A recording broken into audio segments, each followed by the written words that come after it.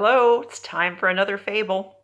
We're going to be reading a fable from our book Aesop for Children that was illustrated by Milo Winter and published by Rand McNally. Today's fable is a rather long one. And remember, this is a book these stories were originally written or retold in 1919. So the wording's a little archaic, but it's kind of entertaining, I think, to read them. Here's the picture. This story is called The Cat, the Rooster, and the Young Mouse.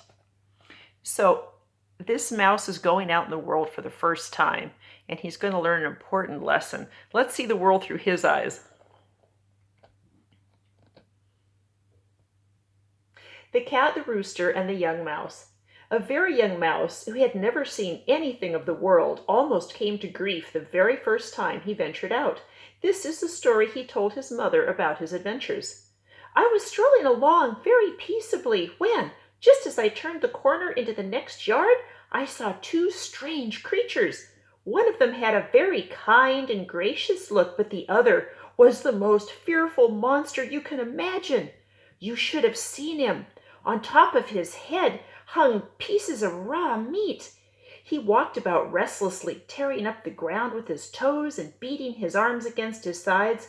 The moment he caught sight of me, he opened his pointed mouth as if to swallow me, and then he let out a piercing roar that frightened me almost to death.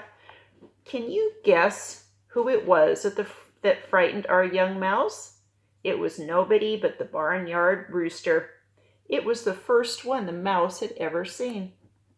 If it had not been for that terrible monster, the mouse went on, I should have made the acquaintance of that pretty creature, who looked so good and gentle. He had thick velvety fur and a meek face, though his eyes were bright and shining. As he looked at me, he waved his fine long tail and smiled.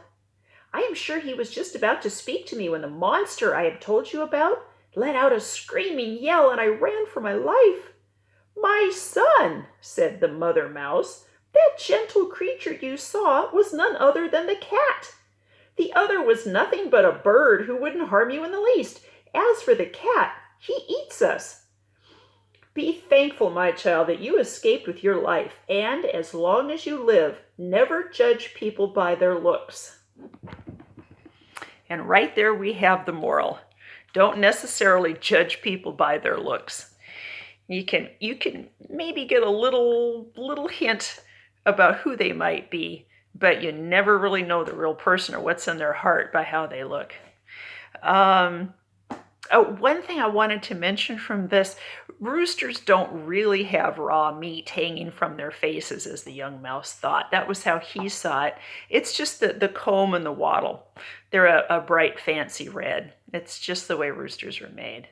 And roosters won't hurt mice at all. They couldn't care less. And of course, if the mouse had met the cat, it would not have gone very well. So thank you for joining me on another fable journey. We'll do another one soon.